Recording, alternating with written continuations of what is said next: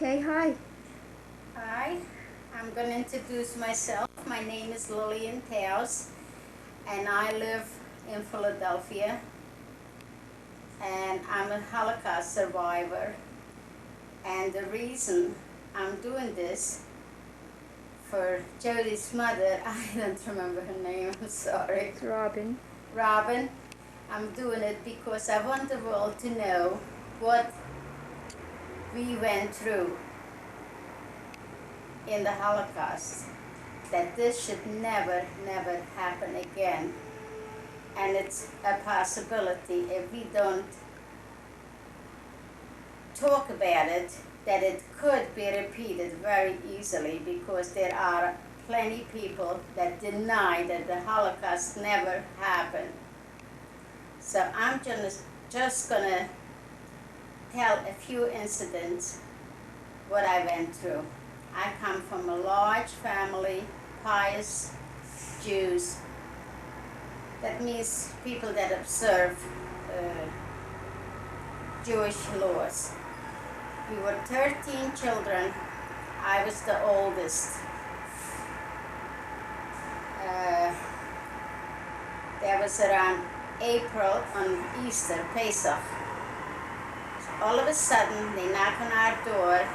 That was in 1943, I believe in April. They knocked. When was it? May the 5th? May the 5th, 1945, right after the war. We met on a place where they play baseball. And I didn't know that the war is over, and me and my sister were laying there. We thank God that nobody's bothering us. And we were talking in Yiddish. And he says, oh my God, he says, Yiddish kinder are laying here. Why are they laying here? The war is over. Like this. That's how I met my husband. Would you believe that? And what country was that? That was in Germany. And then he started like caring for me. He took us into a house, me and my sister. My sister was very young, only 15 years old. And how old were you? I was 20. And how old was Moish? Moish, 29. Let me see, no. 6.5 years apart. So he was almost 27. And we had a home. We slept the first time in a bed. Me and my sister, and he cared for us. He brought food, and we had lice all over our body. He brought clothing for us, and it didn't last long. From May till July the 4th, we got married. So you were beautiful, right? I don't know. He fell in love with you? I can't say it was love. No? No, because I actually married because I needed a man for my sister to raise her, because she was a kid. But we learned to love each other, and it's 42 years that we're married to each other. Mazel tov, believe me. Thank you. But you said... And I tell you, a woman has to play dumb, that's all. And not to take everything serious, otherwise we would fight day and night. So. But why does the woman always have to give in? Secretly, I do not give in. I make believe that I give in. You know what that means? Yes. And then? It works. Then you get your way, you do what you want anyway? Oh yes, I do. I even went out last night playing cards, and he was sleeping. He didn't want to go. And I do anything I want. He learned to accept it. But I'm loyal. He'll come home, he'll find his dinner on the table, and his clothes is clean, and I care for him. He cares for me very much. And maybe in the modern world, the way it is today, maybe we would think different. But we figured it's almost over, so why should we start troubles, right? So the secret is, when he says something, you don't say anything back, is that it? No, I keep my mouth shut. You keep quiet, and you let him think that he's running everything. That's right, he's right. And that he's always right. Yeah. But then he starts thinking, and then I could see he realizes that I was right. But he wouldn't say nothing, naturally. So you think this is an honest relationship? Honest? Well, from the point of view what we both went through, I would say it's honest. Because he lost his family. He was married before the war. Oh. Yes, I was not. And I have to say it's an honest relation because he's sincere. He never cheated on me. I never cheated on him. And there were never thoughts even about that. The only thing that we wanted to have more children, it never happened. I don't know if it had something to do with the way I lived, the way we were taken care of, the way we ate. Who knows? Mm-hmm. Maybe we're old-fashioned. Well, that's a wonderful quality, and maybe old-fashioned will come back in style because otherwise everybody's getting divorced Right. and all kinds of problems, Right. Lily. So maybe you would go back now, and we interrupted before about you were living someplace and there was a knock on the door. That was in our own home. It was Czechoslovakia, and it was Pesach. We are sitting at the Seder.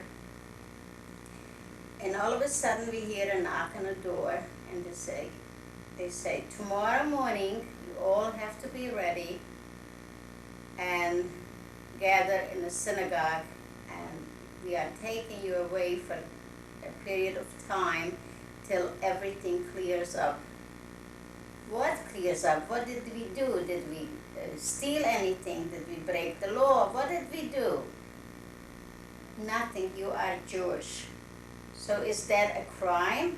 Is it my fault I was born Jewish? I asked those people that knocked on the door. It was the police. Don't ask questions. Just tomorrow, 9 o'clock in the morning, you all be ready. It came in the morning. We all packed up, and every Jewish family gathered in the synagogue. And then there was about 4 miles away from a big city. My city was Klochano, and we had to walk 4 miles to the big city where they were manufacturing bricks, and that's where everybody gathered. And from there they took us in cattle wagons and they took us to Auschwitz. There, as we came, there was a big door opened up, and all of a sudden they started separating the healthy ones, the sick ones, the men separate, the women separate.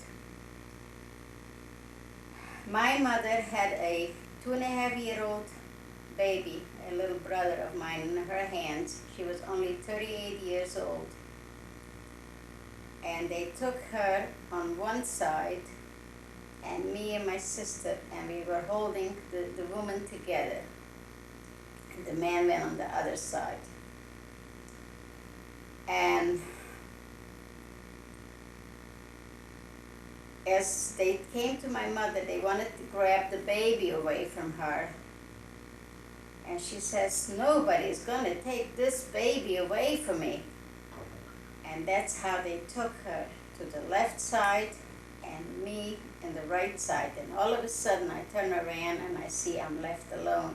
So I grabbed my sister and we're staying on the right side. That time I got hit over the head, and I don't know what happened afterwards. When I woke up, I see nobody's here, just me, and I'm holding tight to my sister. And as they walked us, they showed us smoke. They say, you see that smoke over there? These are your parents and your sisters and brothers. In fact, I had a little brother that the day that they took us to Auschwitz, it was his bar mitzvah. He took his twill. He put one under one arm, one under the arm. other one. He says, they will not take this away from me. This is my bar mitzvah. That's how he went to the crematorium. Well, they took us in Auschwitz to a block, a house. It was number 1, and they told us what's happening. And it was me and my sister there. Every morning we had to get up, stay in a line, like 5 in each line, and every time they picked out who got really sick, they picked them out and took them to the gas chambers. We were in Auschwitz for 2 months. After that, they took us also in those cattle wagons to another. They said they'd taken us to work. It was not work. They took us to a city in Germany which was called Stutthof, as it was almost near the Russian border. There it was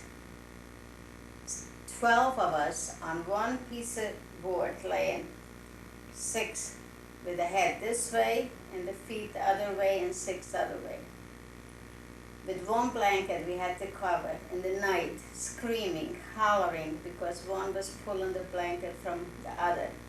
Someday we got up in the morning, a couple of us were dead.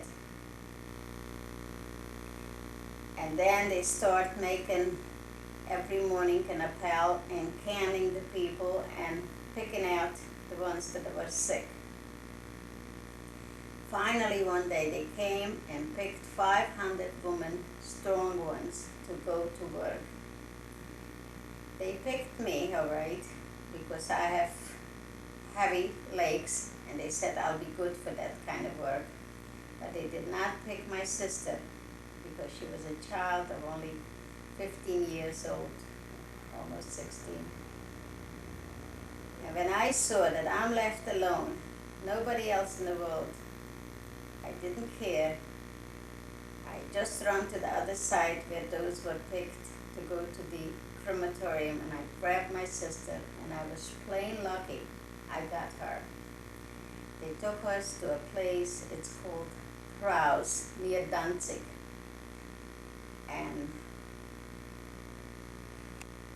they gave us room.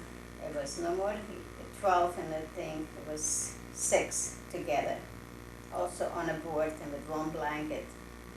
In the morning, we got up and they canned us to make sure that nobody's missing.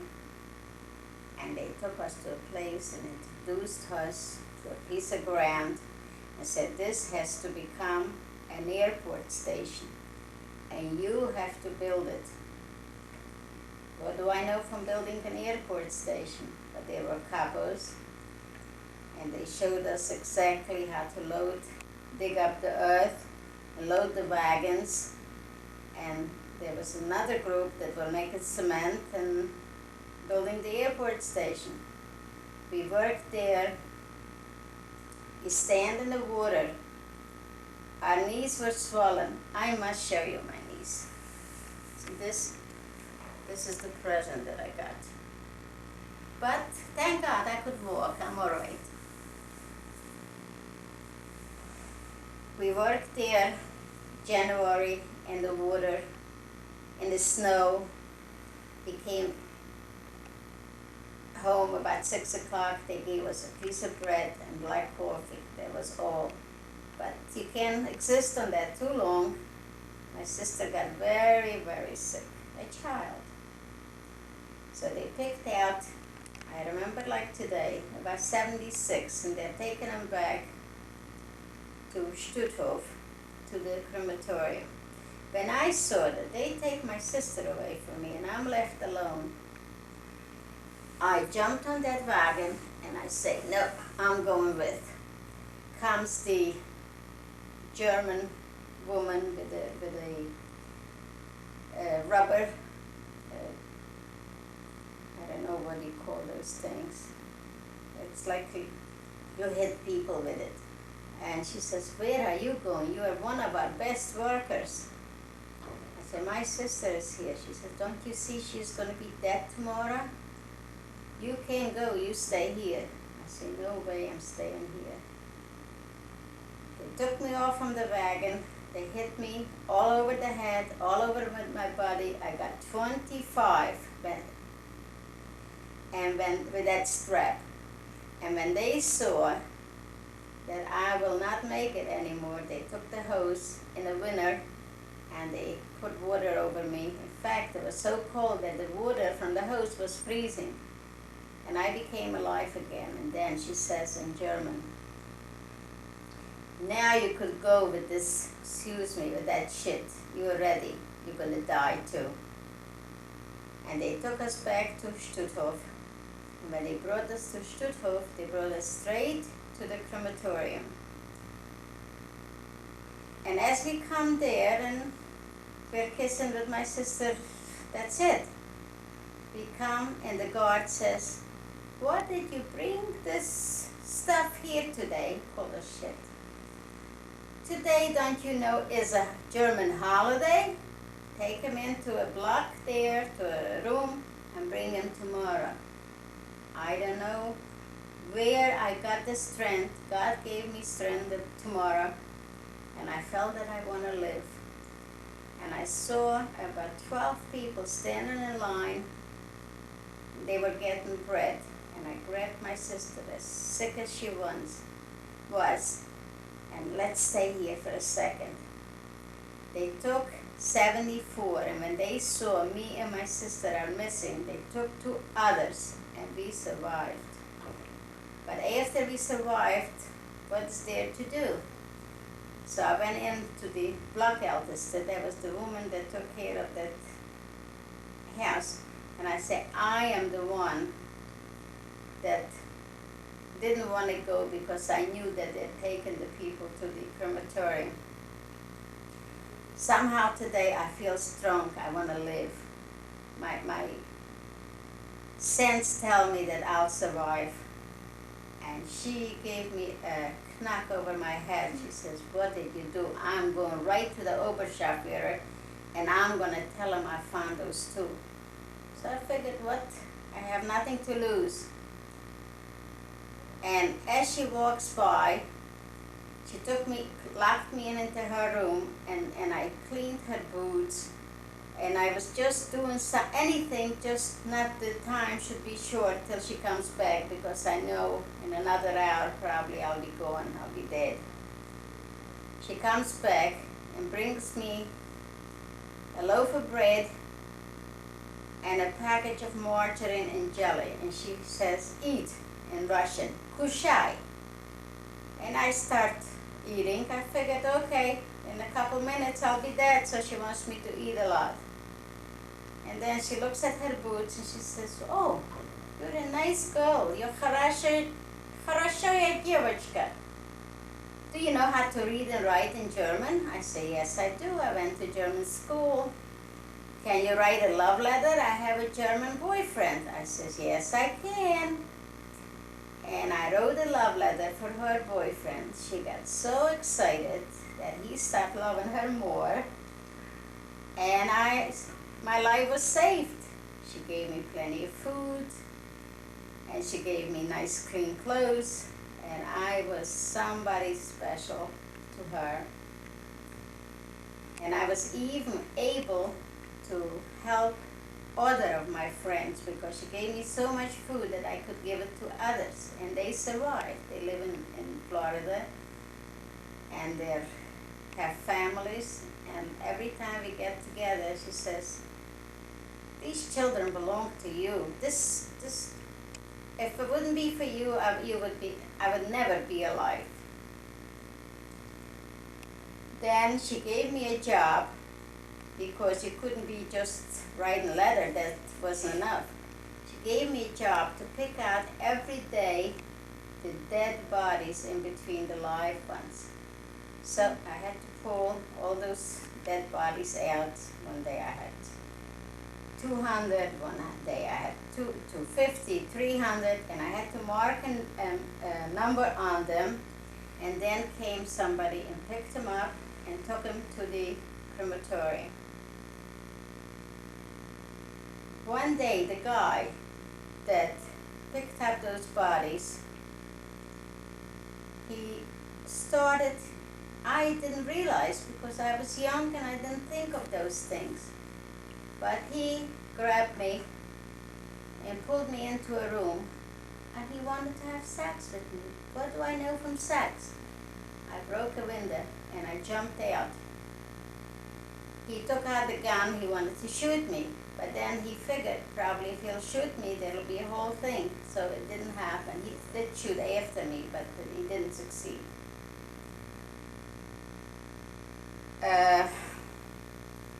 Then when I told Shura, that was the block elder, the one that I was writing the letters, what he did, so she said I should forget about it, otherwise there'll be big problems. And I was continuing my work, picking out the dead ones, writing that number, and I had plenty of food. One day, one girl, she was very appreciative that I was helping her. She took a blanket and she made a jacket out of it. She was a dressmaker and she gave it to me to put it on because I was cold in the winter. I only wore those wooden shoes and no jacket. I had a dress that I wore for about a year with the stripes and a number on it. It was never washed, no underwear, nothing. And when she made me that jacket, she gave me, here, this is because you are saving my life. You're giving me food and I'll survive. One day comes the Oberscharführer. He came to see what I'm doing. And he says to me, where did you get that jacket? Within an hour, I want you to be in my office, there and there. And when they saw, they took me to that office, they knew that this is it. So he says to me, where did you get this jacket? I say, I pulled it off of a dead body because she wasn't cold. I was cold. If I would have said that the girl took the jacket because that was German property and cut it up and made me a jacket, we would both be dead already. By thinking, using my marbles, I survived. Well, finally it came to, I was having it not bad. It came close to 1945 and the Russians were coming in and they put us on a march. They brought dogs out, the dogs were pulling us all over and they finally went on a march and they put us on a boat because the Russians were coming close. They put us on a boat for 11 days, no food, no water, no nothing. But we figured we're on a boat, whatever is going to happen. I had a girlfriend, the one that I was saving, I was giving her food, the one that made me the jacket. She saw the Germans eating canned ham, and when they were finished, they threw the can on the deck. And when they left, she went and picked up that can and started licking it with her tongue and with her fingers to have a taste of something. Then she took the belt from her dress and put it on that can and reached down from the boat to get some water to drink, ocean water. And when the German passed by, he says to her in German, "Du willst Wasser trinken? You want water to drink?" And he kicked her, 18-year-old girl, and he kicked her and says, "This is it, go drink water." And that's when my girlfriend was the last time I saw her. Finally, after being on a boat for about 11 days, we see something is going on, something is not kosher.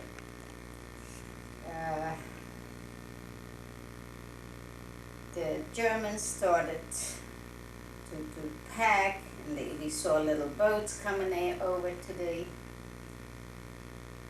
Finally comes out one guy as we are on a boat, and he says, "Now listen, everybody, we were 1,100 on one boat." It was like where you take cattle, so it wasn't a regular boat. It was like underneath. He says, "Listen, what's going to happen to you people, and to me too. This boat, 3 o'clock tonight, is going to be there is ammunition under it, and it's gonna spring, and we're all gonna be dead. But I have a neighbor here. He was German. I think his name was Wollmark, if I'm not mistaken. He says, I didn't want to go. He asked me, he gave me a German jacket, gave me a German coat, and he says, you come with us because you're my neighbor and I'm going to save you. And when the war is over, I'll show the world that I was a good German, a good SS, and I saved the Jews, so I'll be saved too. I decided, he says, not to go with him. Whatever is going to happen to the 1,100 brothers and sisters of mine, this is going to happen to me.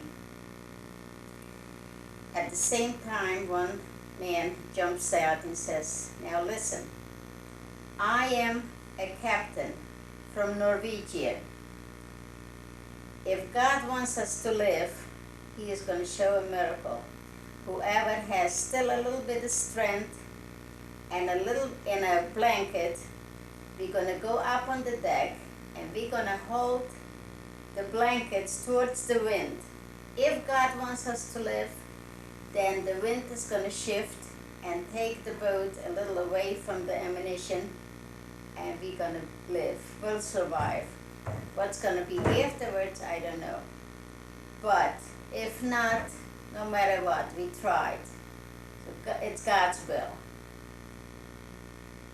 Anyhow, my sister couldn't make it anymore. She had typhoid fever, and she was just laying there like any day she's going to die. I went on the deck, I took the blanket, and we were holding the blanket. A miracle happened. The boat moved. It moved like, I would say, about 20 yards the most. And when it came 3 o'clock, we saw an explosion like I never in my life saw before. And we were saved. When we were saved, we were almost on the brig, and we started getting off from the boat. We were in the water about up to here. The English started coming. There was in Hamburg, I believe, or Lübeck, a German city.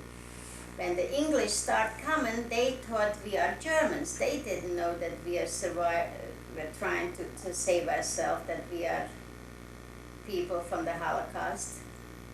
They start shooting at us from the planes and throwing bombs.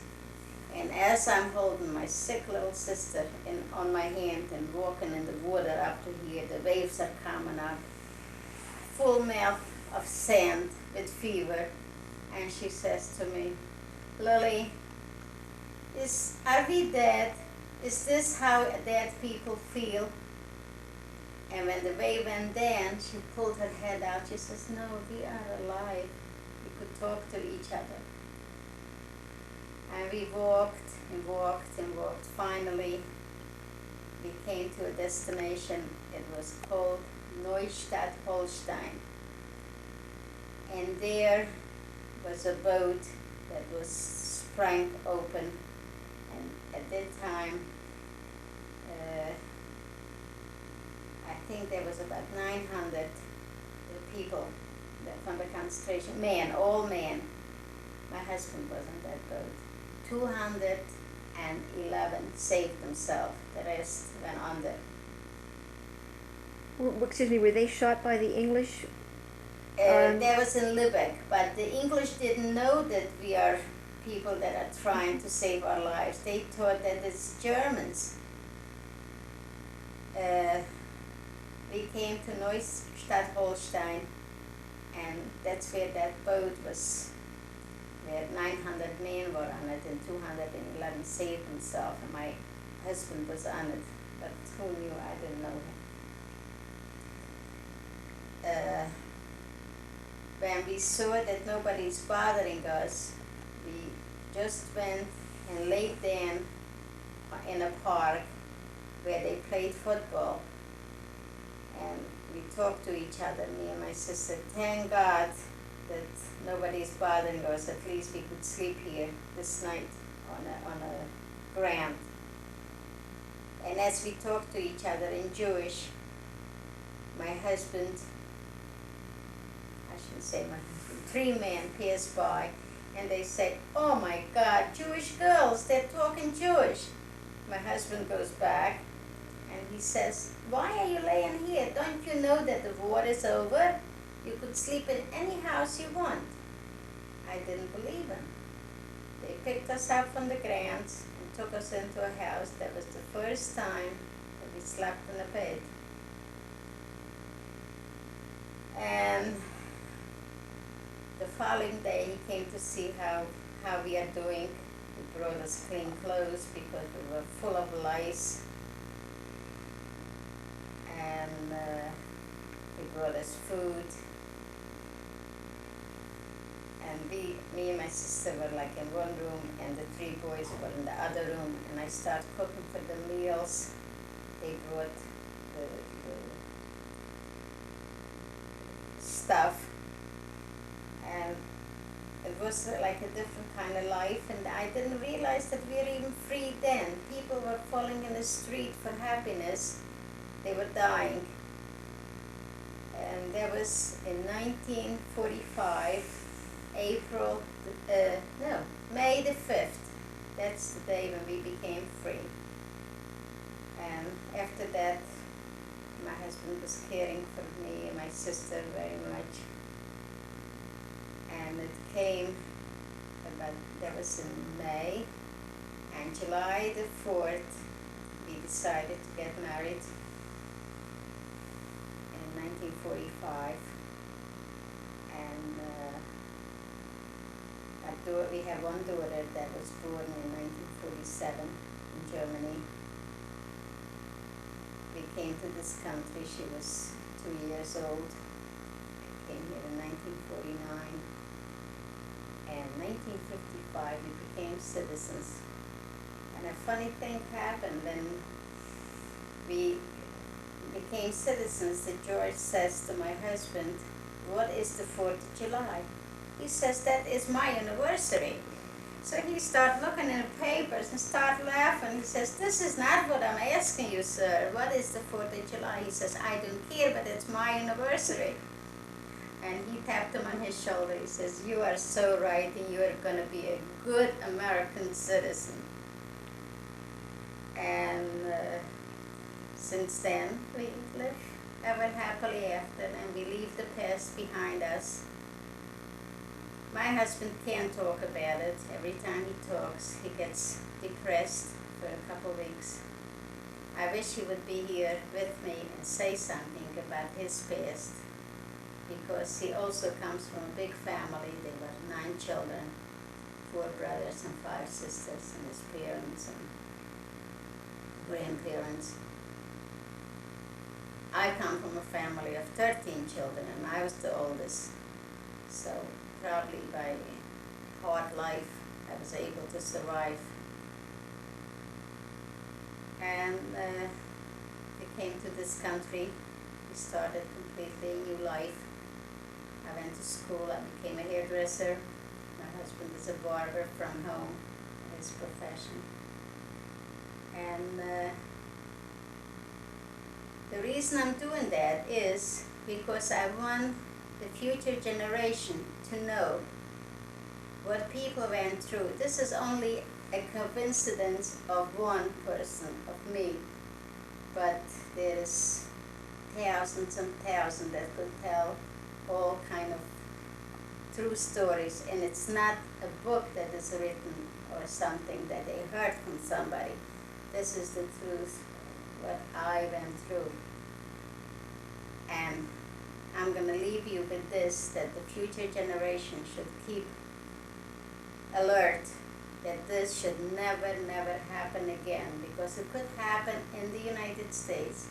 There's a lot of Ku Klux Klans, there's a lot of Nazis in here that are hidden, and there are a lot of big people that say that this never happened. It did happen. I am living proof of it. Thank you. Thank you, Lily.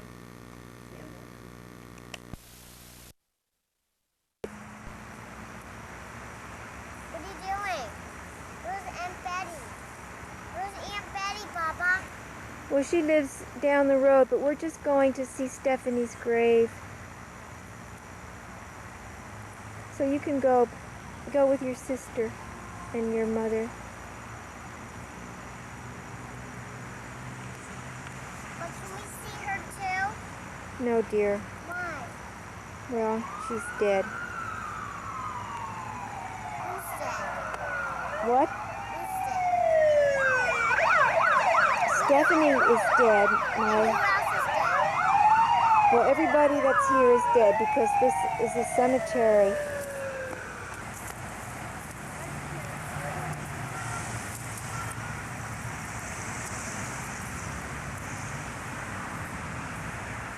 Before the new year, it's traditional to go to the grave of the dead in the Jewish religion, and we're going now.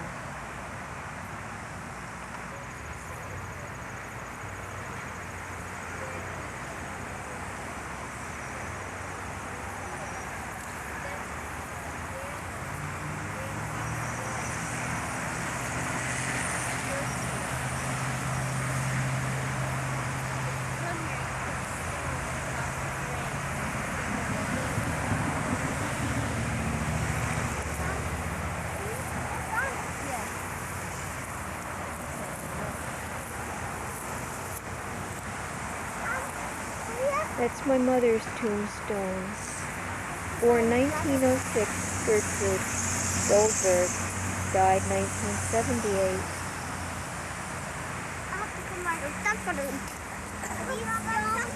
Put one on there, yes. And Dad's got a place for himself right next to it. Yeah, put one on there. Well, we put some stones on every time we come. And right next to it is where Stephanie is buried. No! One.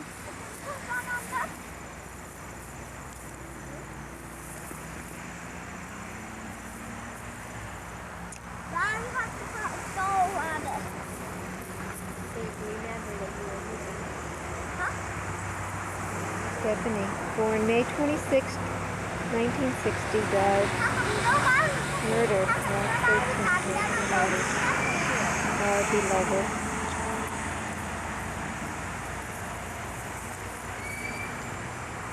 There's still a little paper flower there and some beads that her best friend had put on there the last time she came.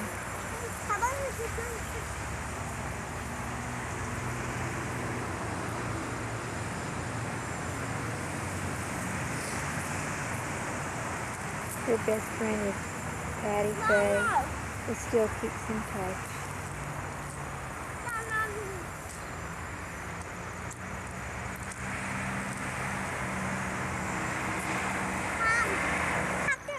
Just walk.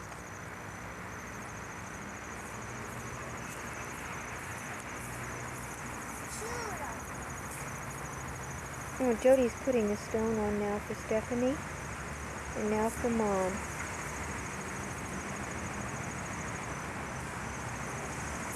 Maybe trying to say a little prayer.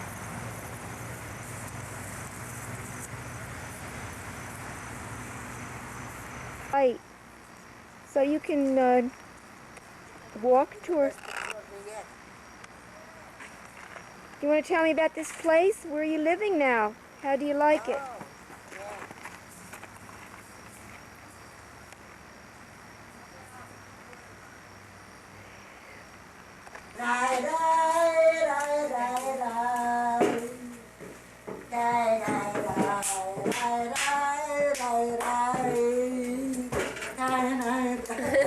Go ahead, come up. You taking moving pictures of me every move I make? Boy, No, we're just looking into the house now. We're coming in. Rachel's. Where do you sleep? Oh, I washed all the curtains yesterday. I put everything on the ceiling, right? Hello. Hi, sweetie. That must be Morris's little children there in the first Yeah, picture. the two of them. The second one is Michael Azies, and is that his child? Oh yeah, Michael Lazy's and his children. Move away, Becky. No. That's Michael Azies And and his children. or child there with him. And this is Morris's children. Spell it thinner?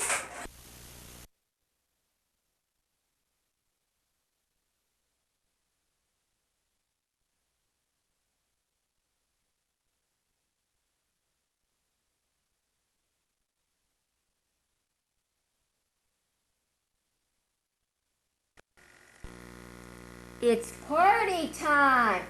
We're having a party, the Petersons' party. For Dylan, Osana, Björn, Pierce, and Mark, we're going to Germany. Party time, everybody. Whee!